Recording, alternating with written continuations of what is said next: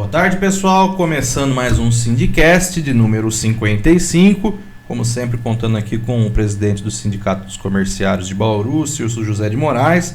E hoje nós contamos com a presença, pessoal, do Geraldo Bergamo, da Tarsila Charrad, do Luiz Ben Hassanal Machado da Silva, que representam aqui o Comitê contra o Apartheid na Palestina. Boa tarde para vocês, como vocês estão? Boa tarde, tudo bem? Boa tarde. Cirso, tudo bem? Boa tarde. Uma ótima tarde para nós hoje, é uma honra aqui recebê-los, né? Olha, hoje teve, como que eu acho que o Marcos já até mencionou, sobre a internet. Então nós vamos gravar, né? E já vou até adiantar que nós vamos ter mais uma outra gravação, não é, senhor Geraldo? Desde que vocês possam confirmar que vocês voltam. Sim. Porque tem várias perguntas aqui e hoje não vai dar para nós fazer todo esse tipo de pergunta para depois vocês tiram dúvida de todos, né? E é uma grande alegria para nós hoje vocês virem aqui informar para nós essa guerra, o início, o meio e quando vai acabar isso, não é, seu Geraldo? Muito bem, nós estamos muito satisfeitos. A acolhida aqui do Cirso, presidente do sindicato da categoria, que é uma das principais categorias de trabalhadores de Bauru, da região, né, dos comerciários. E a gente está muito satisfeito de poder prestar esclarecimentos que forem nos perguntar, e nós nos comprometemos sim a voltarmos aqui para todas as perguntas no final das contas ficarem respondidas. Muito obrigado mesmo pela acolhida. Imagina, é uma honra que vocês tenham comparecido aqui para conversar com a gente hoje. Bom, pessoal, então eu gostaria de começar a nossa conversa aqui, que vocês falassem um pouco desse conflito, né, que está acontecendo. Explica para a gente aí, o pessoal em casa que está assistindo, para eles entenderem melhor, né, o que é esse conflito. Bom, então, na verdade, as pessoas assistem na TV o que está acontecendo em Gaza agora e todo mundo acha que começou nos ataques de 7 de outubro. Mas, na verdade, essa é uma guerra que já vem acontecendo há 76 anos, desde 1947, no fim da Segunda Guerra Mundial, quando aconteceu aquilo tudo. O movimento sionista começou a reivindicar que fosse criada uma terra para os judeus, um país para abrigar aqueles judeus que tinham sido vítimas ali na Segunda Guerra. E aí eles decidiram que iam fazer o país deles na Palestina, um país que já existia. Muita gente não sabe, mas Israel passa a existir a partir de 1948. Antes não existia Israel ali. Aquela coisa que eles falam de Israel da Bíblia, isso não tem nada a ver com Israel moderno, com Israel que é hoje, que é fruto desse movimento sionista que já vinha levando imigrantes para lá, né? Antes de Israel, já existiam judeus no território. E judeus árabes, né, em menor proporção do que os cristãos e muçulmanos, mas eles viviam ali como todos os palestinos, todos eram palestinos, viviam ali sem problema nenhum.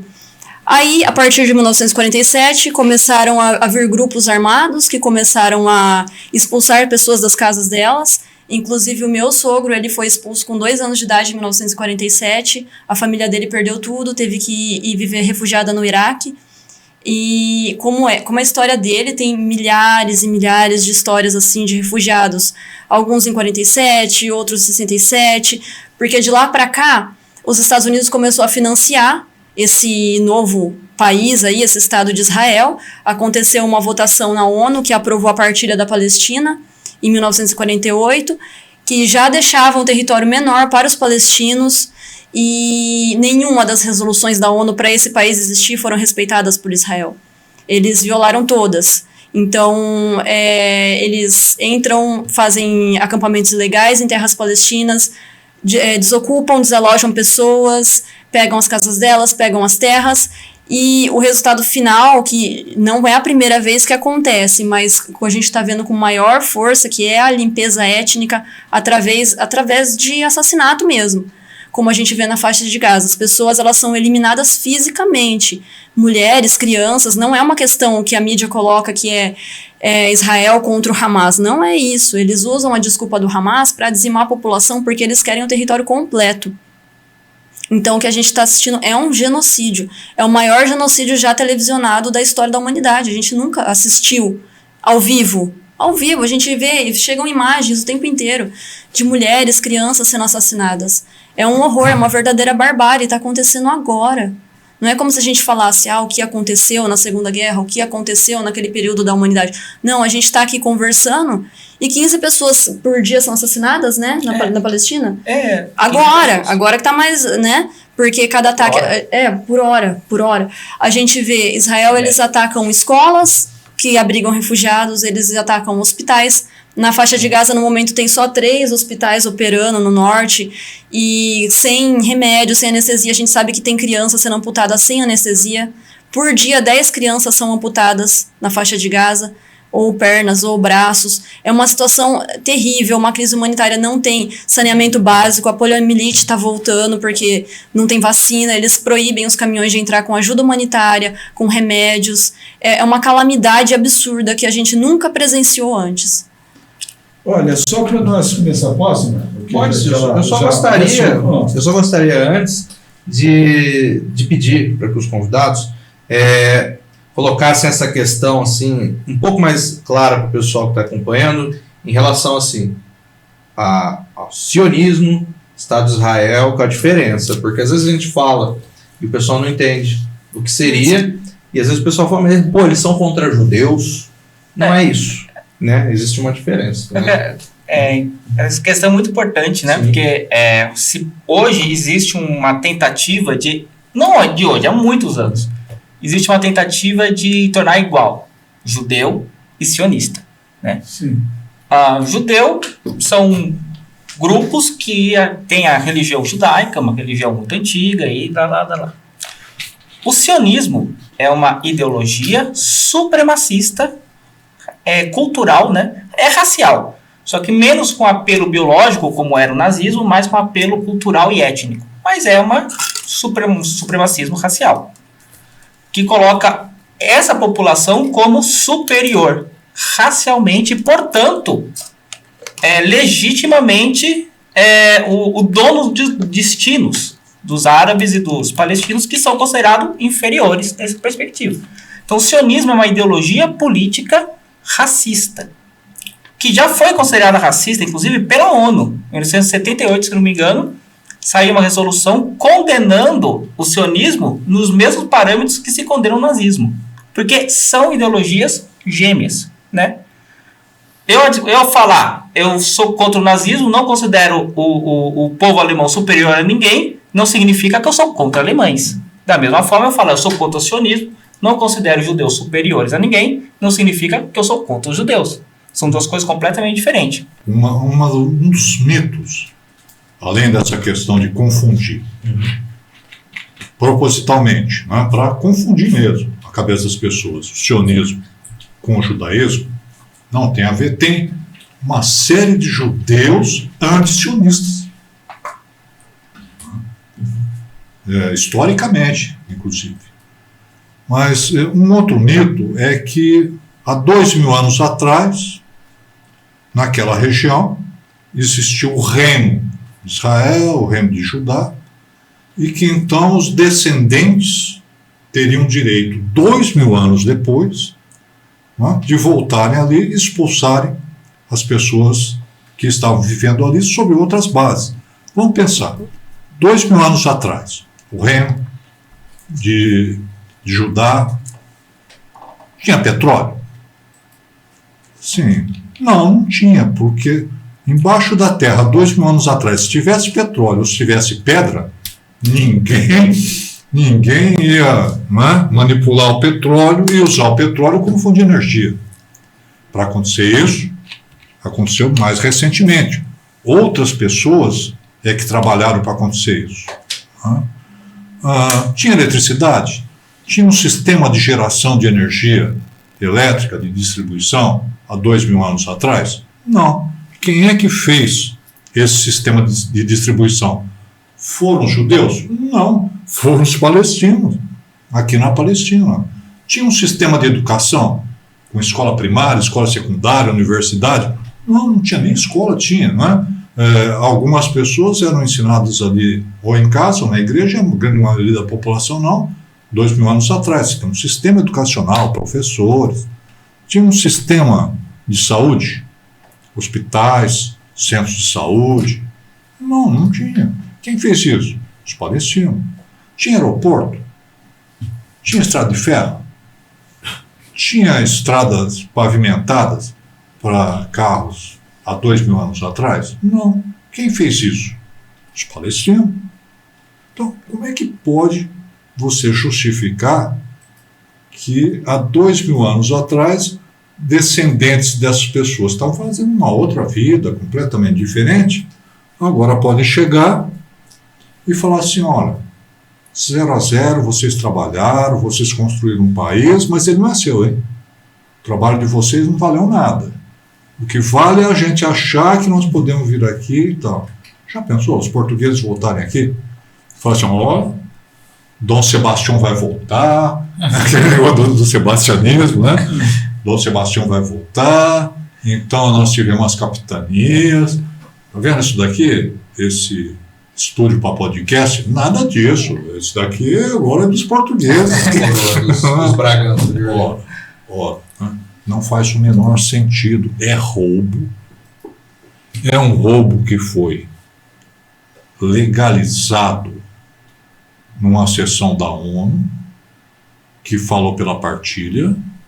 Daí essa partilha não ia acontecer de outra maneira, senão, isso foi em 47, senão como em 48. Grupos armados, um exército armado tanto pelas potências ocidentais como pela própria União Soviética. Sim. Que expulsaram 700 mil palestinos, famílias, que roubaram casas, roubaram aeroportos, roubaram estradas, roubaram escolas, roubaram hospitais, roubaram um país. Provavelmente é um dos maiores roubos que já aconteceram na história da humanidade. Como é que essas pessoas vão reagir? Vem cá, não aprovou, legal, hein, bom, hein? Vem aqui, eu vou entregar minha casa, vou entregar o hospital, eu vou entregar o estádio de futebol, porque os palestinos são doidos pelo futebol. Eu estou com a camisa aqui no time palestino, que é da diáspora, né? Tem uma comunidade muito grande de palestinos no Chile, e é um time chileno, né? Fundado pelos palestinos, até primeira divisão. Como? Tinha estádio de futebol lá 2000 anos atrás? Nem futebol. Nem futebol tinha. Né? Rouba estádio de futebol, rouba clube, rouba empresas. Como é que você vai reagir se acontecesse aqui no Brasil? Você não se entregar sem resistir? Não, né? Aí nós tínhamos sido acusados de terroristas por quem está dominando a situação, quando a própria ONU reconhece que é legítimo a resistência de um povo que está sendo roubado, colonizado, resistir e fazer o seu país livre. Eu trouxe a resolução, inclusive. Eu trouxe o texto da resolução da ONU. Que é a resolução 3103 de 1973. Que ela, um dos três fala, reafirmando que a continuação do colonialismo em todas suas formas e manifestações, como notado na Assembleia Geral da ONU 2621, de 12 de outubro de 1970, é um crime e que pessoas colonizadas têm o direito inalienável de lutar por todos os meios necessários à sua disposição contra potências coloniais e dominação estrangeira em exercício do direito de autodeterminação reconhecido na Carta das Nações Unidas e a Declaração dos Princípios de Lei Internacional no que diz respeito às relações amigáveis e cooperação entre os Estados. Posteriormente, ele fala o seguinte, depois de uma parte, qualquer tentativa de suprimir a luta contra a dominação colonial e estrangeira e regimes racistas, que é o caso do regime sionista, é incompatível com a Carta de Declaração das Nações Unidas e a Declaração de Lei Internacional que diz respeito às relações entre os Estados. Então, a ação do dia 7 de outubro de 2023 foi uma ação coberta pela legislação internacional, assim como outras ações que ocorreram em outras lutas anticoloniais, como, por exemplo, na África do Sul do Apartheid, né? Que também houve lutas armadas, né? O Congresso Nacional Africano, ele era um grupo armado, né? Era um partido político com braço armado, assim como na Palestina, o Hamas, a Jihad Islâmica, o FPLP e outros grupos que existem por ali. Como os maquis franceses, quando a Alemanha ocupou a França, Exatamente. resistiram pela via armada e foram acusados de terroristas na época. Estavam simplesmente fazendo libertação da França. Quando a gente olha em retrospectiva, e o que fala a ONU, normalmente as pessoas aceitam. Falam assim, é verdade mesmo. Né? Agora, quando está acontecendo nos nossos dias, surge uma confusão, porque a imprensa começa a falar outra coisa, a pessoa fala assim, bom, mas também não pode, né? Está morrendo gente dos dois lados. Quem é a favor de morrer pessoas numa guerra? Ninguém é. Então, precisamos limpar também esse conceito. Como o Luiz falou aqui, é direito reconhecido pela ONU de você resistir por todos os meios, inclusive armados, se o seu país está sendo colonizado, se está sendo invadido, se está sendo roubado. Não é terrorismo. É legítima defesa de um país inteiro. Não é nem legítima defesa da sua casa que está sendo invadida. É defesa de um país inteiro que está sendo invadido, as pessoas expulsas, as pessoas sendo mortas de propósito, principalmente nesse momento, crianças e mulheres, para impedir a reprodução do povo palestino. Porque quando você mata mulheres e você mata crianças, você influi diretamente no sistema reprodutivo dessa população. Inclusive tem 2 vídeos que vocês me mandaram aqui. Tem um vídeo, inclusive, que eu posso colocar? Pode. Vou colocar aqui. We were looking for babies, but there is no babies left. What babies? Say that again. Ah? Say it again. No, maybe I killed a girl, she was 12, but I'm looking for a baby. Que é proposital matar crianças, matar Não, mulheres. e sobre essa coisa de matar criança, existe uma notícia falsa que circula por aí de que o Hamas coloca bebês no forno. Eu nem sabia que isso existisse. Aí eu ouvi alguém falar. Que perguntam isso lá. O Hamas coloca bebês no forno. Isso não é verdade. Quem literalmente está queimando crianças naquele território, na Palestina, é Israel. Está queimando crianças. Você pode conferir, você entrar na internet e você tem imagens disso. Crianças assassinadas, crianças queimadas. E eles soltam essas notícias e as pessoas fingem que acreditam, porque não é possível que você ache que alguém por pura maldade faça isso, enquanto Israel está fazendo isso para pegar o território. Entendeu? E o que as pessoas também não sabem, a grande mídia, eles falam, o grupo terrorista Hamas, como o Sr. Bergamo e o Luiz falaram, o Hamas não é considerado terrorista nem pelo Brasil e por muitos outros países. Nem pela ONU, porque é uma força de resistência legítima contra uma ocupação colonialista. Dessa mesma pergunta, como daí você já está respondendo que eu já tinha dito, que o Marco falou, olha, vocês, escuta, tem algum interesse de algum outros países nessa guerra? Nós queria, porque olha, eu tinha dito para vocês que teve um que fez 18 perguntas, várias perguntas sobre isso, assim, se tem algum interesse de outros países que essa guerra não acabe, que ela continua. Eu gostaria de ouvir os 3 para quem está ouvindo e assistindo. Quando a gente pensa o sistema de relações econômicas que nós estamos vivendo e olhamos aquela região, Oriente Médio, Norte da África, o Irã, a Turquia, o Egito, tem uma população e uma área de extensão muito próxima da América Latina. Aí, nessa extensão, você vai ter recursos naturais, minerais, agora o lítio, né? O lítio é um mineral extremamente valioso, petróleo e assim por diante.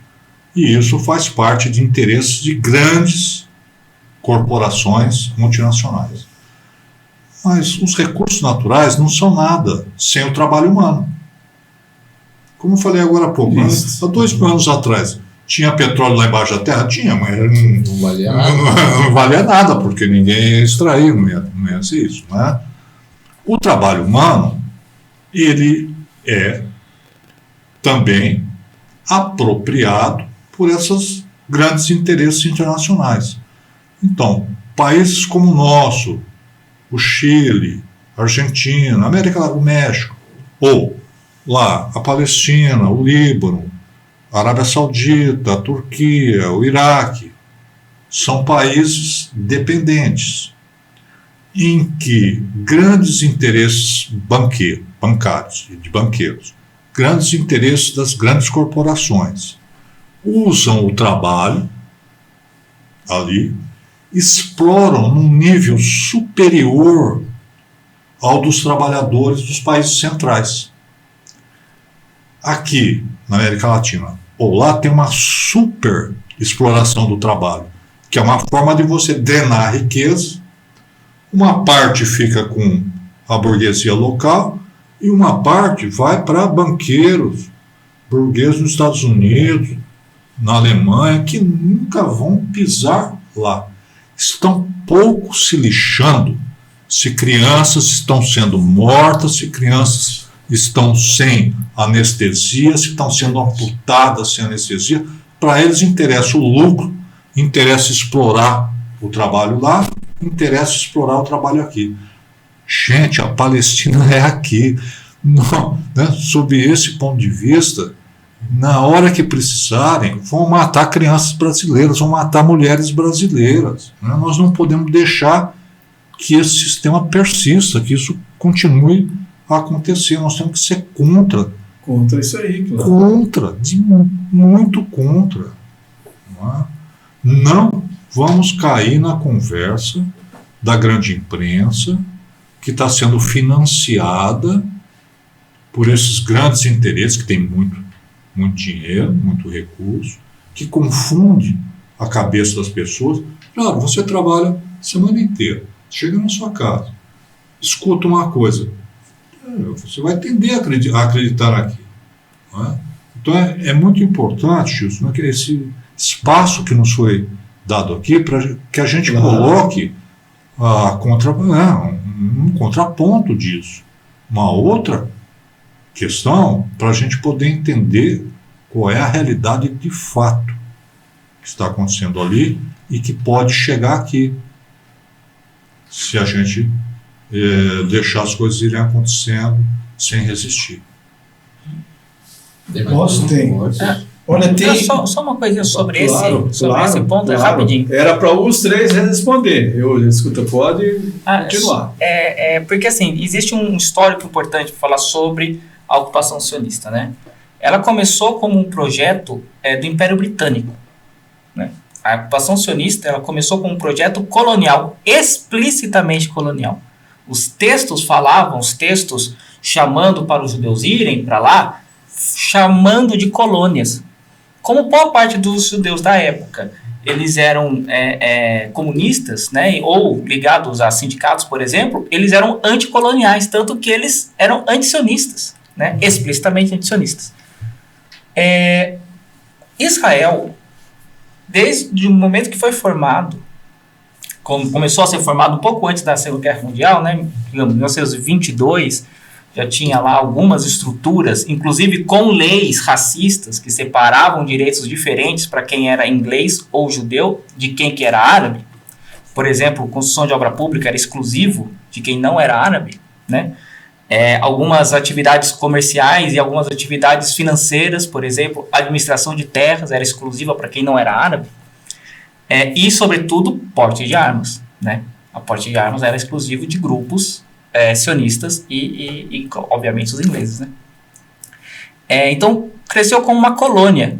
O Theodor Herzl, que escreveu o Mein Kampf sionista, que é um livro chamado Estado Judeu, ele explicitamente, em suas colunas jornais, falou que era um projeto colonial europeu contra a barbárie asiática, usando esses termos. Usou, inclusive, termos como animais selvagens e bestas, para se referir não só aos árabes, aos palestinos, mas também aos latino-americanos e aos africanos.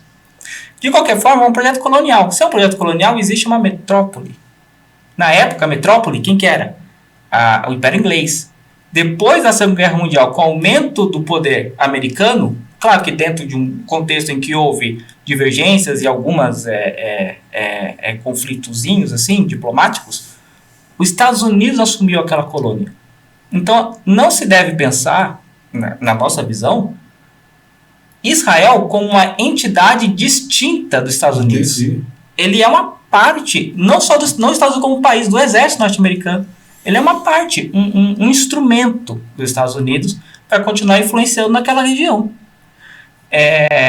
Algumas questões muito importantes é o seguinte: o Estado de Israel ele é completamente dependente dos Estados Unidos, política, econômica e militarmente. Tanto que desde o dia 1, depois da inundação de Al-Aqsa, que é a operação do dia 7 de outubro de 2023, e todo mundo se lembra aqui, Israel estava implorando por armas americanas. Por quê? Para parecer feio? Qual que é o motivo disso? Porque eles são dependentes. Eles são assim: nós somos seu braço aqui, nós estamos sendo atacados, precisamos da sua papaizinho, da sua interferência. Então, é um projeto imperialista desde sua gênese. Então, a gente chama de Estado israelense, tanto que essa semana teve a reunião das Nações Unidas, que votou a respeito de Cuba, do embargo de Cuba. Nenhum país, a imensa maioria votou contra o embargo.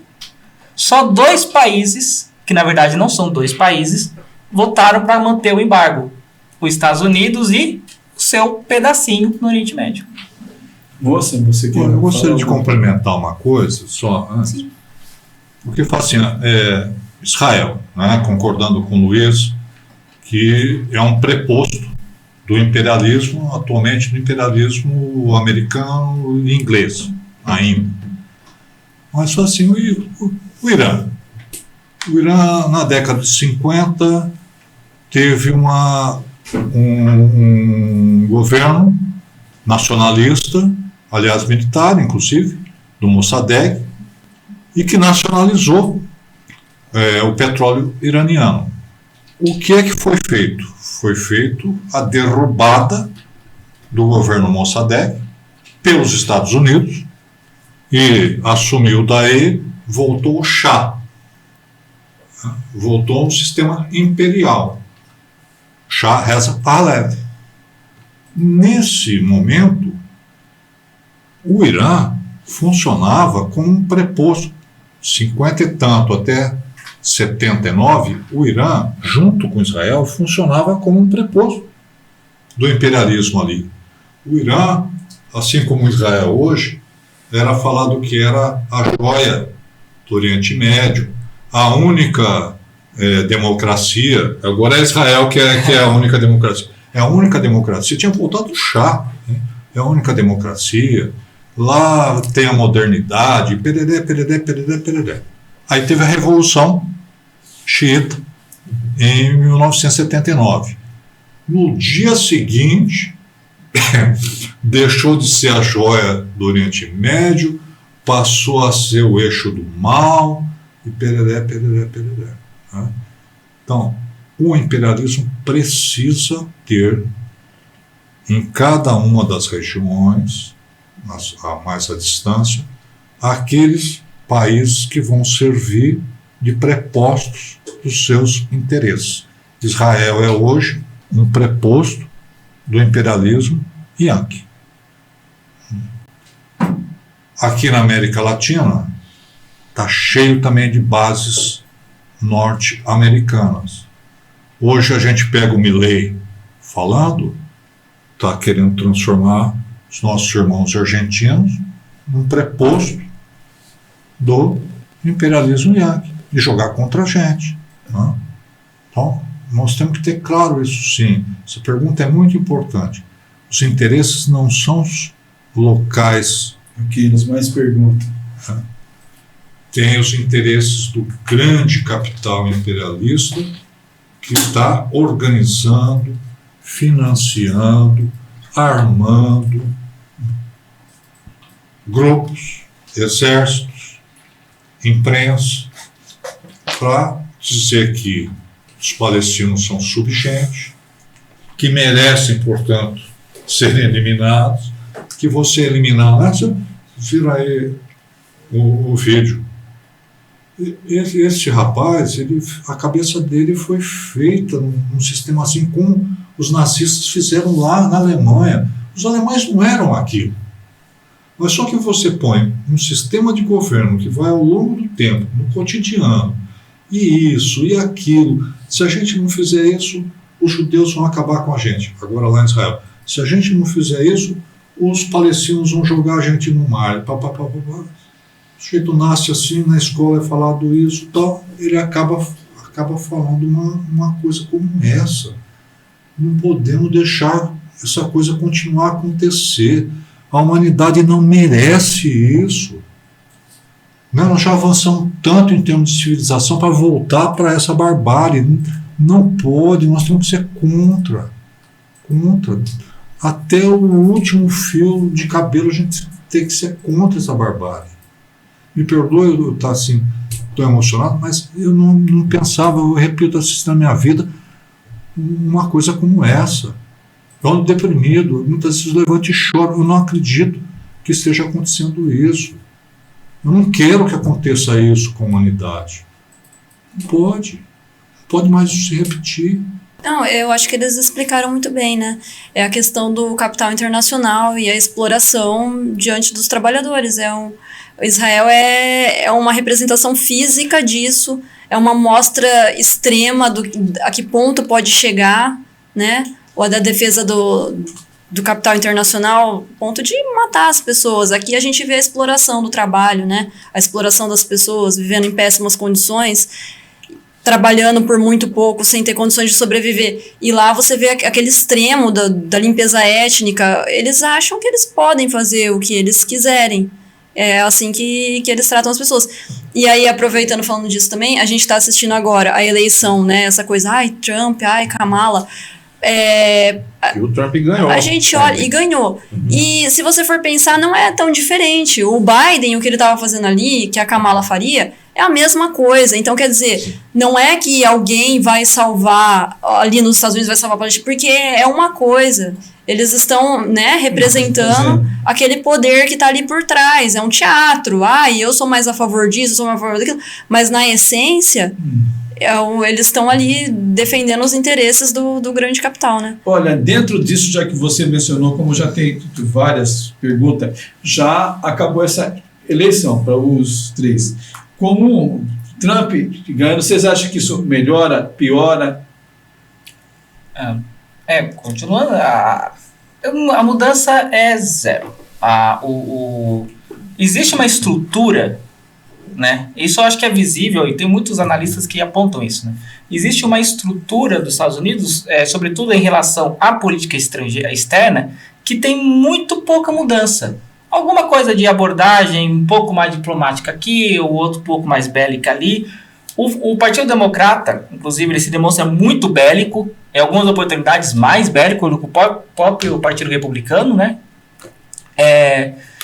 E assim, o Biden, ele, até o último momento, até hoje, né? Até o último momento que ele estará na presidência, ele está defendendo o genocídio. Ele defende o direito. Quando o pessoal fala, eu defendo o direito de Israel de se autodefender. Está falando de se autodefender de criança, se autodefender de hospital, se autodefender de escola, se autodefender de gente desarmada. Ele está afirmando o seu compromisso com o genocídio. Então, assim, e mandando armas. Essa semana, inclusive, eles, por conta dessa tensão com o Irã, eles mandaram um avião, que é o B-52, que é um avião que tem capacidade de levar ogiva nuclear para o Oriente Médio, né? Para servir como um alerta para o Irã nesse caso. Ou seja, o Biden fazendo isso, ele está demonstrando o máximo belicoso, o máximo violento que um presidente pode ser. É o máximo que alguém pode ser. E esse é o bonzinho, né? Entre aspas, né? O Partido Democrata, né? Esse é o Partido Democrata. O outro que é o demônio. São 2 demônios, né? Então, o 6 ganhou da meia dúzia. Foi esse o resultado da eleição, na minha opinião. Eu gostaria de complementar que, por trás desses interesses, uma das coisas da guerra é colocar a economia em funcionamento. Não é? Seja fazendo armas cada vez mais sofisticadas, vendendo armas para outros países em massa, seja destruindo a infraestrutura, empresas, estradas, aeroportos. Para o quê? Para que fazer essa destruição? Qual que é o objetivo? O objetivo é reconstruir. Mas que coisa! Então a gente destrói para poder reconstruir? Que raio de coisa pode ser essa? Por que isso é bom? Por que seria bom você destruir para depois reconstruir? Só tem uma coisa boa nisso. É para ter lucro na reconstrução. Quer dizer, é bom para quem vai fazer as empresas de reconstrução. E é ruim para o restante da humanidade. Isto é a nova forma da guerra há muito tempo. A guerra capitalista, ela tem muito por trás disso daí. Destruir para reconstruir. Ora, vou pegar um exemplo só e de lá um pouco antes. No Líbano, Beirute. Israel destruiu um bairro num primeiro momento. Matou pessoas, fez uma certa distribuição. As pessoas ali de Beirute saíram desse bairro. Não tinha mais ninguém ali. A aviação voltou e bombardeou novamente. Aí a destruição física foi maior. Não acabou. Já estava bem destruído, não tinha mais ninguém, voltaram e destruíram. Para o quê? Para reconstruir e as empresas de reconstrução terem lucro. Ali na Cisjordânia, né? Porque está falando em Gaza, mas a coisa na Cisjordânia vem e continua. Aqueles grandes bulldozers, aquelas grandes retroescavadeiras se transformaram em máquinas de guerra. Elas vão, destroem o que está acima da superfície e depois destroem o que está abaixo da superfície, encanamento, fiação e tal. Para que fazer essa destruição toda? Para depois reconstruir. Quem é que vai reconstruir? As empresas americanas e israelenses. E vão ter lucro. Mas você destruiu todo um trabalho humano que estava ali. Como é que pode uma coisa dessa? É triste. Que tipo de vida é essa que nós estamos? Como é que pode? E aí tem vídeos gravados também com os colonos israelenses. Não, é isso mesmo, agora a gente vai lá e reconstrói, agora é nosso. Tá. Os próprios colonos não estão ganhando tanto com isso. Quem está realmente ganhando com essa miséria toda, com essa destruição toda, são os banqueiros e são os rentistas das grandes empresas. Tanto faz o Trump, tanto faz a Kamala, tanto fez o Obama, tanto fez o Bush, né, partidos diferentes, uma hora democrata, outra hora republicanos, financiaram Israel do mesmo jeito, financiam aqui toda a miséria que lhes for possível, financiam aqui uma polícia que está matando nossos jovens pobres, Com arma israelense, inclusive. com armas israelenses, tá? Com lucro lá para as armas, como parte, inclusive, de conter a revolta desses meninos, que ele fica, né, apavorado, com medo, né, e tal, e submete. Né? Nós estamos vivendo isso. Não podemos continuar a viver dessa forma. Olha, quem se sentir, mesmo que esteja assistindo, ouvindo nós aqui, ó, vocês têm um espaço aberto também, porque cada um tem uma opinião. Mas nós assim deixamos o espaço aberto. Tarsila, né? Nome difícil, Tarsila, né? Eles assim se perguntam como que as mulheres que você está vendo aqui analisa isto que está acontecendo, esta guerra, Tarsila. Como mulher, eu posso dizer que a maior opressão de mulheres que eu já presenciei na minha vida é do Estado israelense contra as mulheres palestinas. O que é violência contra a mulher pura, brutal. Elas estão sendo assassinadas, os filhos delas estão sendo assassinados na frente delas, as casas demolidas, elas estão sofrendo violência física. Tem pessoas sendo amputadas, pessoas que perderam tudo. Não dá para falar de violência contra a mulher sem dizer o que Israel está fazendo na Palestina. E eles ainda falam que os árabes são violentos, que os árabes eles são ruins com as mulheres, quando olha o que eles estão fazendo com as mulheres na Palestina. Tem um vídeo aqui que vocês mandaram aproveitar para colocar, da menininha. Carregando a irmã?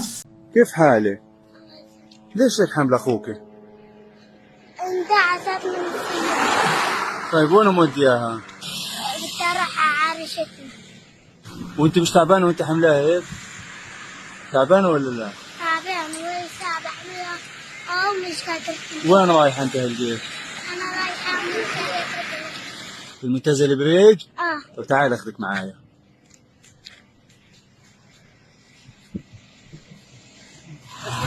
يلا اطلع بدي اخذها معايا. بتحبي اختك عشان حملاكي كانت؟ طلع عليا.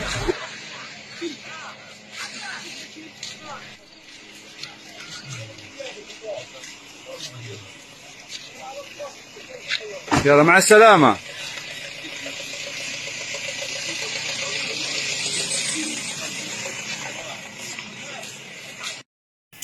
Pessoal, a Tarsila teve que sair, ela estava com um compromisso aí que inadiável, então, na próxima vez que nós tivermos o programa, ela vai comparecer aí também novamente.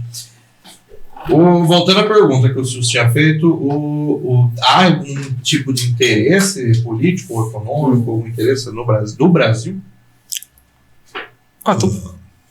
Veja, relações comerciais o Brasil tem com praticamente todas as nações do mundo. Os interesses com Israel, até onde a gente sabe, o Brasil é um fornecedor de petróleo para Israel, quinto ou sexto fornecedor em termos, pensando em Israel. E o Brasil é um importador de sistemas bélicos e de inteligência de Israel. Na balança comercial, o Israel tem muito mais interesse em manter as relações com o Brasil do que o contrário, do ponto de vista estritamente, digamos, de interesse comercial. Né? Agora, nesse momento, nós defendemos que qualquer compra do Estado de Israel, em especial, compra como essa de $1 bilhão para equipamentos militares para o Exército Brasileiro, vai financiar o massacre dos palestinos. Mandar petróleo para Israel é movimentar a máquina de guerra, principalmente a máquina de guerra israelense, que precisa de petróleo, os tanques, aviões, navios e assim por diante. Né? Então a gente defende que se rompa relações com Israel enquanto houver esse massacre. Né? Não é romper para sempre, mas enquanto acontece esse massacre, que se rompa as relações comerciais com Israel, que não se compre e não se mande para Israel. E que politicamente também se rompa relações, porque essa é uma forma de pressionar também, assim como uma série de nações estão fazendo, assim como foi feito com a África do Sul, na época, né, que tinha um apartheid na África do Sul. Quer dizer, a pressão política de Estado para Estado é importante. É importante todas as movimentações, né? Milhões de pessoas estão saindo na rua para protestar, isso é importante politicamente, mas também as ações. Ora, no momento em que o Lula foi declarado persona não grata em Israel. Por que o Lula foi declarado persona não grata? Porque o Lula falou o que está acontecendo lá, que está acontecendo um genocídio. Como ele falou isso, o Netanyahu, como é que pronuncia? Netanyahu, né, essa besta humana, fez o Estado de Israel declarar o Lula persona não grata em Israel. Ora, o embaixador do Brasil foi colocado lá numa situação de um vexame e tal, aí voltou para cá. Então, que se rompa relações diplomáticas também nesse estado de coisas. Mais adiante, a gente volta a conversar. Essa defesa está sendo feita pelas organizações que estão sendo criadas no Brasil inteiro em defesa da Palestina. No nosso caso, o nosso comitê é vinculado à Federação Árabe Palestina do Brasil, a FEPAL. A FEPAL Brasil, ela é relacionada com as entidades, com as federações palestinas dos países pelo mundo todo e com a Palestina diretamente. Né? O Walid Rabah, que é o presidente, né, esteve aqui em Bauru, nós conversamos, né, vocês prontamente, né, marcaram dele vir aqui, aí a passagem de avião dele... Infelizmente não deu para ele vir. Infelizmente não deu. Aí vocês propuseram, né, que a gente então viesse falar aqui. De novo, eu agradeço muito, Silvio, né, vocês, Marcos, né, essa atenção e essa sensibilidade de vocês para uma questão como essa. Porque o bom é que nós estamos hoje com uma audiência muito boa e nós estamos sendo vistos e assistidos pelo mundo inteiro hoje.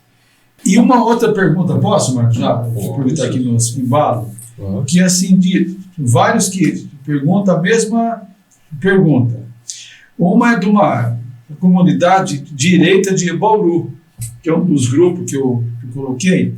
Eles perguntam, hoje dentro do Brasil, vocês têm uma noção quanto tem de palestino? Isso é o Alexandre, ele tem os números certinhos, parece que gira em torno de 100 mil, né? Palestinos, descendentes de palestinos aqui no Brasil, né?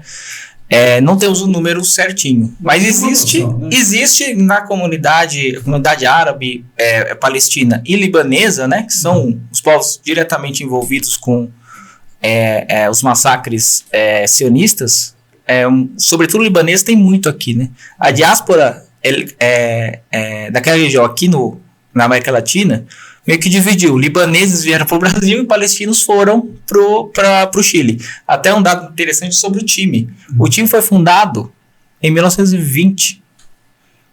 Ele é 28 anos mais velho do que o alegado Estado de Israel, né? Existe dentro das comunidades sionistas, dos defensores do genocídio, essa tese de que a Palestina foi criada depois para contestar o Estado de Israel, ninguém se chamava de palestino. O time palestino é de 1920. Uma outra questão que o já está falando sobre os interesses brasileiros, né? Existem alguns parâmetros de interesses dentro dessas relações diplomáticas, né? E alguns deles é, por exemplo, a reciprocidade, né? O Brasil não tem interesse comercial, como o professor já deixou muito claro. Não tem interesse comercial com Israel. Israel é muito pequeno, né? Tudo que Israel pode fornecer para o Brasil, outros países podem fornecer, países até muito mais amigos, como por exemplo a própria China, né? Tirando o fato de que o Brasil tem condições de produzir, né? De desenvolver sua indústria, muitas condições de fazer isso. Uma coisa que passou batido por muitos analistas recentemente foi que Israel já assassinou no Líbano 3 crianças brasileiras. A última, a Fátima Abbas, essa é domingo agora, com 1 ano de idade. Brasileira, ela é brasileira, família brasileira, ela estava marcada para ir para o voo, voltar para o Brasil. Ela foi assassinada, né? Na vila onde ela morava. Ali Kamal Abdallah, de 15 anos de idade, foi o primeiro brasileiro assassinado no Líbano dessa vez, né? Mina Haef Nasser, de 16 anos, uma menina de 16 anos, foi assassinada por Israel também. Uma menina brasileiro-libanesa foi assassinada. Isso é motivo suficiente, sobretudo porque não existe nenhum pedido de desculpa oficial, por mais cínico que certamente seria, do Estado de Israel, e nem das representações israelitas aqui no Brasil, que eu acompanho essas organizações, que são organizações supremacistas, acompanho elas aqui no Brasil, para saber o que elas estão falando. Não teve uma nota sobre essas crianças brasileiras assassinadas por Israel. E elas foram assassinadas por motivo, tem que deixar muito claro, racial, porque elas são árabes. O brasileiro é tudo, né? O brasileiro tem todas. Só que essas crianças são árabes brasileiras. Só uma nota que é muito, acho relevante. O Jornal Nacional, ele divulgou isso, né? Não mencionou o nome Israel durante a nota. Ela falou que uma menina, criança brasileira, morreu num bombardeio no Líbano. Bombardeio de quem? Morreu como? Quem tacou a bomba? Né? E conseguiu fazer uma nota comprida sem mencionar quem assassinou. E sem chamar de assassinato. Isso. Um acidente. Foi um acidente, né? A bomba caiu. Foi um engasgo. Eu gostaria de voltar nessa questão do futebol, porque eu acho que o futebol, está se falando do Brasil, como é que os interesses. Os palestinos são muito fanáticos por futebol, eu já mencionei isso aqui. E, sabendo disso, em Gaza foi construído um muro na divisão com o que Israel já invadiu da Palestina. Aí tem uma divisão com o Egito, o mar e uma divisão com o Líbano. Tudo isso está fechado, formando um campo de concentração a céu aberto. Uma prisão a céu aberto de 2 milhões, quase 2,5 milhões de pessoas. Já faz isso desde 2006. Que foi 2006 que fez o bloqueio. Aí tem um bloqueio de produtos que podem entrar ali, tem que passar por Israel para entrar ali. Um dos produtos que é bloqueado de entrar na faixa de Gaza são bolas de futebol. Bolas de futebol. Para impedir que as crianças de Gaza joguem futebol. Chega a esse nível de requinte. Isso não é agora, hein? Isso está acontecendo há muito tempo. energia elétrica, fornece só 4 horas por dia. Isso antes de... Vamos pensar, gente. Você viver hoje, na vida de hoje, com 4 horas por dia de energia elétrica, todos os dias, ano após ano. Água. A água é racionada. São destruídas nascentes de água. É jogado gasolina em nascentes. Uma hora destruída, outra hora jogado gasolina para aquela população beber água com gasolina todos os dias.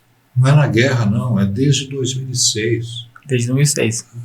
E aí você proíbe até bola de futebol. O menino não tem o divertimento de uma bola de futebol. Nós somos brasileiros, entendemos muito bem o que é faltar uma bola de futebol na nossa vida, não é? Na nossa vida de menino. Chega a esse requinte de crueldade. Um adendo sobre essa questão do bloqueio, né? Que esse bloqueio começou em 2006, né? E depois desse bloqueio, algumas outras coisas que foram proibidas, por exemplo, foi material escolar e doces. A justificativa, existe uma justificativa oficial, existe uma lista de produtos proibidos, né? Isso existe desde essa época, uma lista de produtos proibidos que são renovadas e sempre renovou para mais. Nunca baixou, sempre renovou para mais. Aí que aconteceu, em 2010, se não me engano, uma flotilha de uma ONG foi, porque a Gaza dá para o mar Mediterrâneo. E geralmente sai de Chipre para lá, essas flotilhas humanitárias e tal. Tem até uma que tá indo agora, a Randala, se não me engano. E essa flotilha foi levar material escolar. Ela é uma flotilha carregada de material escolar. As pessoas da flotilha foram assassinadas pelo Estado de Israel. E era tipo jovens de ONG. Esses jovens do mundo todo, tal. E a resposta e a desculpa de Israel, não, a gente não sabia quem que era. Podia ser terrorista, não sei o que lá. E a justificativa para proibir o material escolar é que ele teria uma dupla utilização. Um lápis. Você pode escrever qualquer coisa. Inclusive o terrorista pode usar o lápis. Né? O doce é mais ridículo ainda. E assim, que eu não vou lembrar onde foi. Mas tem uma entrevista com se não me engano, foi do Mehdi Hassan, que é um jornalista. Que está muito ativo, inclusive, nessa luta palestina. Existe uma justificativa do doce, foi que pode ser usado para fazer bomba, por conta do açúcar e chocolate. As crianças palestinas não têm acesso ao chocolate, quer dizer, até tem por conta, claro, né? Sempre se dá um jeito, né? Mas oficialmente não pode. É o grau de crueldade que existe. Na pandemia, quem que é o governador não podia entrar vacina. E hoje, deixa eu só te perguntar, isso não é nem que está aqui, não, que eles não me perguntaram. Mas hoje, quem que é o governador hoje de Israel? O primeiro-ministro é o Benjamin Netanyahu. E o presidente é o Herzog. Que é o que estão lá, e eles que são os autores disso tudo? Sim. E a ONU, quando eles não se conversam sobre este assunto? Isso é eu que estou perguntando para vocês, ninguém me perguntou isso. A ONU, nesse momento, tem vários organismos da ONU, mas principalmente o Tribunal Penal Internacional, que condenou Israel e exigiu que se parasse o genocídio, colocado nesse tempo. E Israel não dá bola para o que a ONU faz.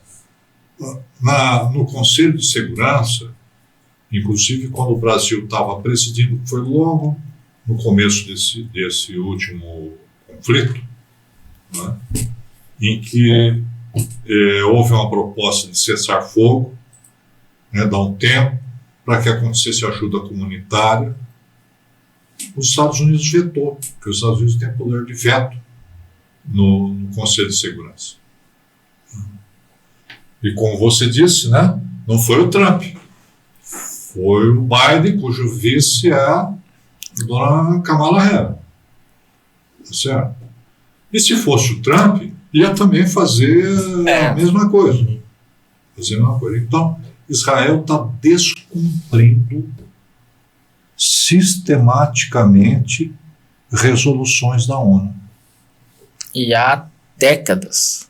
Décadas. Não é de hoje, não. Até a questão da ONU é uma questão muito importante, muito interessante, essa questão da ONU, né? Porque o funcionamento da ONU, ela tem o Conselho de Segurança, que tem 5 países permanentes, que são os primeiros 5 países que desenvolveram a bomba atômica, e o motivo é exatamente esse, que eles são Estados Unidos, Inglaterra, China, a União Soviética, agora a Rússia e a França. Então, esses 5 países compõem o Conselho de membros permanentes do Conselho de Segurança. Eles têm poder de veto. Qualquer país que chegar lá com algum pedido, se eles vetarem, a proposta não sai. Os outros países vetando, é um voto, então faz a soma e vê a maioria.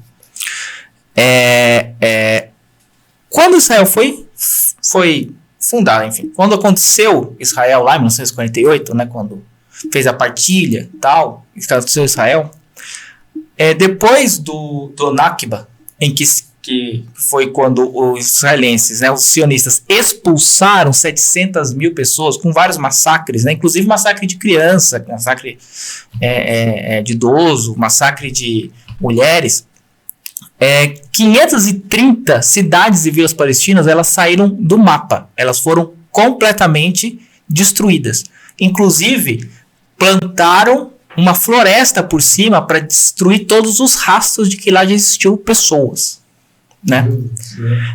Inclusive, muito interessante, árvores europeias, para eles se sentirem mais em casa, porque eram europeus, né? São colonos europeus, né? Em sua maioria. Depois chegaram aí lá os judeus do Oriente Médio, mas nesse momento eram quase exclusivamente europeus. Houve então esses 700 mil pessoas em condição de refugiado, que fizeram a diáspora, né? E essa diáspora está em todo mundo. Muito interessante foi que, vinculado à existência do Estado de Israel, está uma resolução da ONU que, se eu não me engano, é 194, não é 194, se eu não me engano, é 181 ou 194, essa resolução da ONU que falava da obrigatoriedade do retorno dos refugiados em seus locais de origem. Então, a família, a pessoa era de Jerusalém, foi expulsa de Jerusalém, voltar para Jerusalém. A pessoa era de Jaffa, que hoje chamam de Tel Aviv, né? O nome real da cidade é Jaffa. Voltar para Jaffa, né? As pessoas... Israel nunca cumpriu isso. Isso era relacionado à própria justificativa de existência do Estado de Israel, segundo as próprias resoluções e entendimentos da comunidade internacional através das resoluções da ONU. Então, assim, Israel, ele sempre violou. Só que ele sempre teve um padrinho. Ele sempre teve membros do Conselho de Segurança que tem poder de veto, como o professor explicou, os Estados Unidos, por exemplo, que está consistentemente protegendo. Tem 2 tribunais, a ONU. Um tribunal que julga pessoas e um tribunal que julga estados, né? Esse tribunal que julga estados, ele recebeu, foi o que o professor falou, recebeu uma denúncia da África do Sul, porque o sul-africano conhece muito bem o que é um apartheid. E depois eu até gostaria de falar o porquê a gente chama de apartheid. E tem umas questões que o pessoal não conhece. Mas a África do Sul entrou e depois vários países entraram. México está junto, Bolívia está junto, Colômbia está junto, sobretudo os países que sofreram esses processos. A Irlanda está junto, se não me engano. A Irlanda é o país mais pró-palestino da Europa, disparado. E esse tribunal aceitou como plausível a tese de genocídio. O que isso significa? Que ele aceitou, não, é claramente um genocídio, mas tem que passar por um processo. Então, tá nesse caminho de processo. Só que ele entendeu a ocupação da Cisjordânia, porque tem dois espaços. Tem esse, o professor explicou, que é Gaza, e do outro lado tem a Cisjordânia, que é um outro pedaço de terra que é de população palestina, que é militarizado, controlado por Israel. Então, assim, você sai daqui de Bauru para ir para Agudo. Você passa por um checkpoint e se você não tem autorização, você não vai. Ah, não, mas minha filha tá casando, não vou. Ah, o hospital tá lá, não interessa. Você é palestino, você vai passar aqui se eu permitir ou não. E é dificílimo conseguir várias coisas, inclusive é proibido muitas vezes fazer construção. Não é que você ganha uma multa, não. Demole a sua casa toda se você fizer uma construção ilegal. E doa para o Fundo Nacional Judaico, que vai administrar e acabar dando para um colono, às vezes até que é de fora da região, né? Que é um americano, canadense, enfim, australiano e tal. Bem, para concluir, né? Esse Conselho de Segurança da ONU controlou, e tem um outro conselho, e tem um outro tribunal que julga pessoas. Foi pedido pelo procurador, vai passar pelos juízes, foi pedido pelo procurador a prisão de Netanyahu e Yoav Gallant, que acabou de ser demitido agora, porque Israel não está vencendo a guerra, por incrível que pareça. Ele é por crime de genocídio. É o mesmo crime, por exemplo, que o Saddam Hussein foi enforcado. Isso porque o Saddam Hussein nunca foi um genocida, né? Mas é o mesmo crime que os Estados Unidos usou para tirar o Saddam Hussein de lá e fazer tudo o que fez no Iraque. O crime é a mesma acusação, né? Eu posso falar uma coisa em relação ao vídeo que passou da menininha, Sim. Carregando a irmã? Para os telespectadores, para os ouvintes, pegar imagens na internet do que era Gaza antes do 7 de outubro. O que eram os hospitais, as praças, as casas. Apesar daquele confinamento, uma bela cidade na praia, as pessoas até certo ponto vivendo a sua vida com todo aquele embargo, tudo. Não é? E agora essa menina com a irmãzinha, carregando a irmãzinha, porque os hospitais foram destruídos. E reparando bem, gente, ela não está voltando para a casa dela, que foi destruída também. Ela está voltando com a irmãzinha para uma tenda. É esse o resultado lá em Gaza, que as crianças estão vivendo. Aquelas que sobreviveram aos assassinatos. São essas as condições aí. E se vocês tiverem um pouco mais assim, de tempo e quiserem procurar na internet o que era a Palestina, tem imagens do que era a Palestina em 1930, década de 1930, década de 1940. Então, aquilo que eu falei lá no começo do programa, havia toda uma infraestrutura de um Estado ali. Vocês vão ver um belo país. Vocês vão ver um país com construções, com cidades próximas ao que era São Paulo, ao que era o Rio de Janeiro, Belo Horizonte, naquela mesma época, de 1930, 1940. Né? Foi isso que foi partilhado. Alguém lá decidiu, quer dizer, o imperialismo decidiu que todo aquele sistema nacional, né?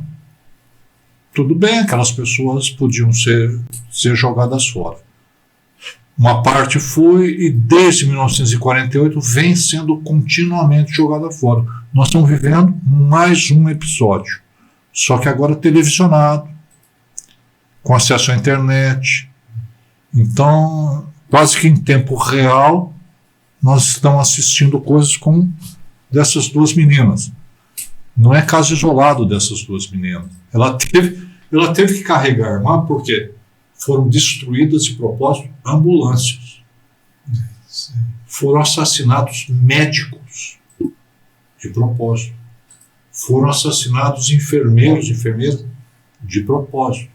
Foram assassinados jornalistas de propósito. A quantidade de jornalistas assassinados não se compara com nenhuma outra guerra. Foram assassinados professores universitários. Foram assassinados pesquisadores. Foram destruídas universidades. Por que isso? Por que é que você destrói infraestrutura moderna e por que é que você assassina pessoas com nível universitário?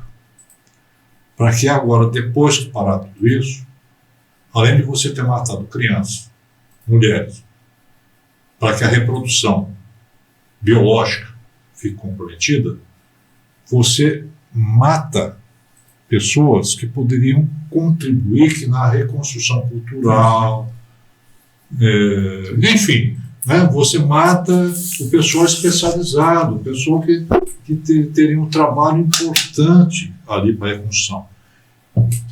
Gente, isso tudo está sendo feito de propósito. Não é simplesmente falar, efeito colateral da guerra. Não.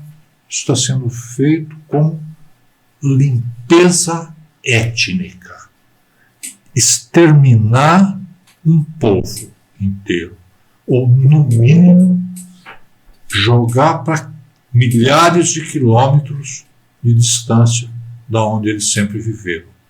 Então tem genocídio, tem limpeza étnica, tem apartheid, todo o conjunto de crimes contra a humanidade tipificados, seja na ONU, seja pelas pessoas de bem, seja por quem pretende que o ser humano vá para uma civilização, por estar civilização cada vez mais ampla, classifica como crime contra a humanidade para que isso nunca mais aconteça. Né? É por isso que é classificado como crime contra a humanidade. Não podemos permitir, volto nessa tecla, não podemos permitir que isso continue acontecendo. É importante uma categoria como de trabalhadores do comércio, né, que na nossa região faz parte da cultura da nossa região, né, que a gente tenha essa categoria pensando que a gente tem que viver, sobreviver, nossa família e tal, mas nós temos também que pensar na humanidade como um todo e nós temos que ser a favor dos valores humanos os mais altos possíveis. Nós, como trabalhadores, nós temos sempre que pensar que a civilização vai para frente, cada vez mais para frente. O que nós estamos assistindo é um retrocesso. Com certeza. Estamos encaminhando aqui para 1h30 de programa já, né? Como já foi falado, vamos para uma segunda parte, outra oportunidade, vai ser ao vivo. Quero novamente aqui, como muitos já me escreveram,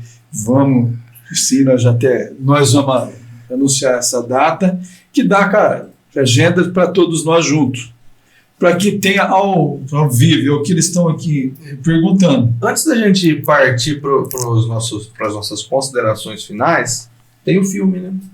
Tem o filme. É Farra? Farra. Vou colocar aqui o cartaz. Deixa eu só colocar o áudio, que eu não coloquei. Aí, bastante gente me perguntando, viu? Hoje, 7h30 da noite, agora ontem, né? Infelizmente o pessoal não vai conseguir, não vamos conseguir fazer, mas vamos falar do filme. Sim. Foi no dia 6 de novembro, 7h30 na APOESP, na Rua Gerson França 928. E o que se trata o filme? Esse filme, ele é um filme, ele acontece no Al-Nakba, que é esse primeiro não, mas essa grande expulsão, né, grande extermínio, né, o desastre, né, Al-Nakba significa desastre, que aconteceu quando os sionistas expulsaram e mataram e destruíram 530, né, aldeias e cidades palestinas, né.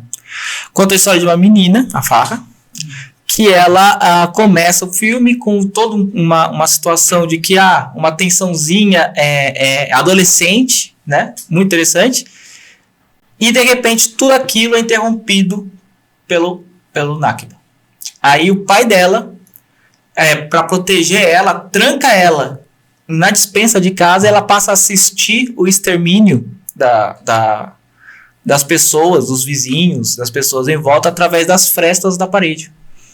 Então, ela vai assistindo o que está acontecendo. É um filme lindo, um filme muito bonito. O filme é jordaniano, a diretora é uma refugiada.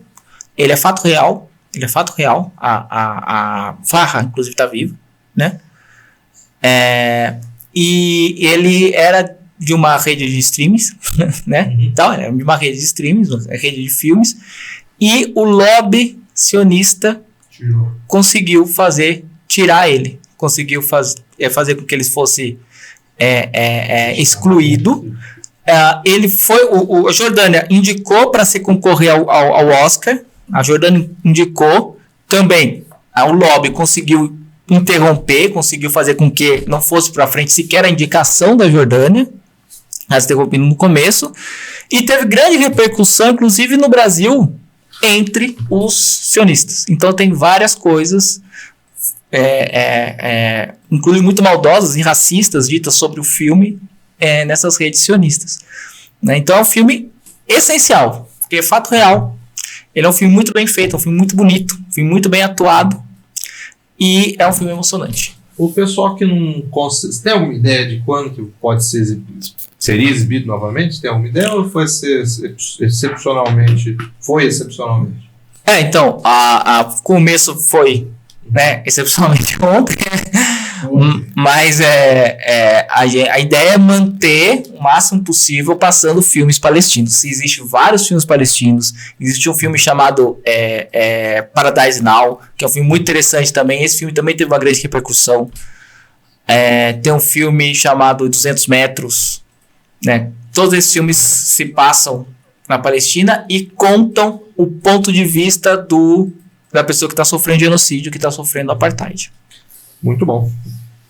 Vamos agora para considerações finais suas, né? Quem quer ser? Pode começar. Então, quero dar os números atualizados de hoje. E antes de falar os números, é muito importante porque, como foi dito antes, a grande imprensa, ela não está cobrindo, como ela é a favor do genocídio. Ela é a favor do genocídio por motivos raciais. Isso é uma coisa importante. Onde é que a gente pega esses números que são confiáveis? A Al Jazeera. Ela tem inglês, tem árabe, né? Tem inglês e tem em espanhol. Tem outros canais também. Você tem Al Mayadin também, que é um canal que tem em espanhol, que é um canal libanês. Al Jazeera é um canal qatari, né? Do Catar. Que inclusive foi expulsa de Israel, né? A Al Jazeera, né? Tem um monte de jornalistas que foram assassinados, né? Inclusive tem atualmente alguns jornalistas que estão encarcerados, né? Em Israel. E tem, assim, outros canais aqui do Brasil também, né? Que dá pra ver pode falar? Não? Pode? Você tem o Brasil 247, que tá fazendo uma cobertura bem legal. Você tem o Opera Mundi, que também tá fazendo uma cobertura bem legal. Tem outros canais também, né? Tem a Nova Resistência, né? Nova Resistência é outro canal que tá fazendo uma cobertura. Tem um canal chamado Arte da Guerra, que é um canal muito interessante, que faz de estratégia, fala do ponto de vista militar, né? Mas é um especialista, né? Então, assim, é uma coisa assim, realista, pé no chão, sem grande estratégia, só que foca nessa questão mais militar mesmo. E tem esses canais, o canal da FEPAL também, que tem algumas informações, da Ibraspal também, que são esses institutos e as federações de árabes aqui do Brasil. Esses números que eu peguei foi do Al Jazeera. Até quando eu peguei. 44.167 pessoas exterminadas. Nossa. Dessas 44 mil, 16.765 são crianças. Né? Crianças e mulheres são cerca de 70% a 80% das pessoas assassinadas. Né? Isso. 102.347 pessoas feridas. Muitas delas com amputações. Muitas delas com amputações sem anestesia. Né? Tem até um vídeo de uma menina de 15 anos, o processo de amputação da perna dela feita pelo tio, que é médico, em casa com material da cozinha. 10 mil pessoas desaparecidas debaixo de escombros. Chega a contagem por uma revista chamada Lancet, que ficou famosa na pandemia, de que os mortos assassinados diretos e indiretos em Gaza pode chegar a 200 mil pessoas. Só os mortos, né? Sem contar os feridos, as pessoas traumatizadas. E sem contar as pessoas traumatizadas, né? Sem contar as pessoas traumatizadas. Na Cisjordânia, que é na outra região, desde o início do extermínio, 776 pessoas assassinadas. Essas pessoas não estão em Gaza. Essas pessoas estão na Cisjordânia. É outra região que não tem relação com o Hamas, que seria, teoricamente, a justificativa, que não é uma justificativa, porque não é um grupo terrorista. 167 crianças, 6.250 pessoas feridas. Em Gaza, dos 36 hospitais que haviam, 16 estão funcionando parcialmente. Nenhum tem centro cirúrgico. As cirurgias são feitas fora de centros cirúrgicos. O Hospital Kamal Adwan, que fica no norte de Gaza, ele está sob ocupação dos soldados. Eles prenderam toda a equipe médica e toda a equipe de enfermeiros. Se não me engano, tem um médico que está lá. Esses médicos e enfermeiros não sabe o paradeiro deles. Todo o norte da faixa de Gaza ele está sob bloqueio. E existem relatos e informações assim porque os jornalistas estão sendo perseguidos e assassinados constantemente, né? Então, assim, esses relatos que são feitos de pessoas em covas coletivas e são assassinados assim, coloca várias pessoas na cova, atira, passa, faz outra cova, outras pessoas atiram e passam por cima a terra, né? Então a gente não tem ideia de quantas pessoas estão sendo assassinadas. Os cemitérios palestinos foram revirados e os corpos foram mutilados. Então tem pessoas que enterraram familiares e o exército de Israel foi lá e destruiu o túmulo. E não sabe onde está o corpo mais. E só para retomar, 125 jornalistas veio pela Al Jazeera. Existem informações de 170 jornalistas que foram assassinados, mas dessa fonte da Al Jazeera, 125. Lembrar o nome das crianças brasileiras que foram assassinadas por Israel e que não está sendo coberto na imprensa. Mirna Raef Nasser, de 16 anos. Ali Kamal Abdallah, de 15 anos. Fátima Abbas, de 1 ano. Elas foram assassinadas por Israel no Líbano. Seu Geraldo? Essa despedida profissória, né? Nós voltaremos. Né? Claro. Claro, né? Uhum. Eu gostaria de falar o seguinte: todos os povos, ao longo da história, contribuíram para que nós chegássemos ao nível de civilização que nós estamos. Sejam os judeus, sejam os árabes, sejam os africanos, sejam os aborígenes. Qualquer um dos povos tem contribuição para o que nós somos hoje.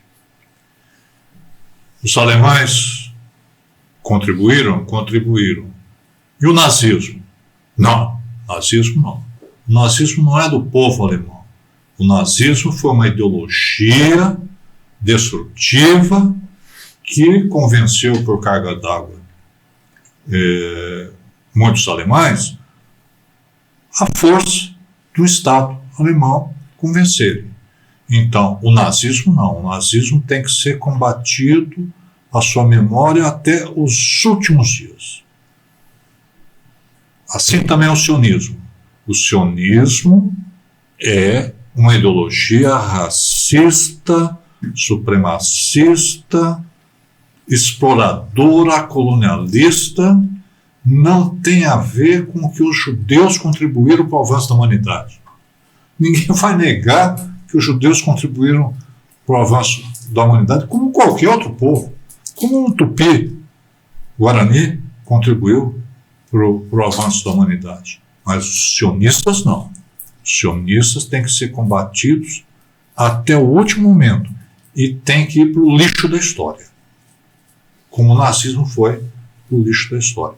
Eu agradeço demais essa oportunidade, Marcos, Silso, o pessoal interessado aqui, eu agradeço essa oportunidade e voltaremos sim. Voltaremos sim.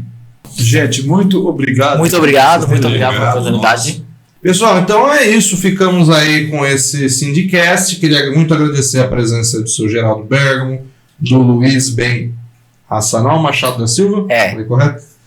E da Tarsila Shahid, que teve que ir embora um pouco mais cedo por outro compromisso. Mas queria agradecer muito a presença dos três. Muito obrigado por terem aparecido. Vamos ter mais um programa. Vamos ter mais um programa com eles. Vamos ainda marcar, vai ser ao vivo. Se a internet deixar. E é isso. Silvio, muito obrigado novamente. É uma honra que nós temos outro encontro e mais outros encontros, se tiver tempo. Tá beleza? Agradeço a todos pela audiência. Uma ótima semana e até a próxima. Até o próximo Sindicast. Muito obrigado.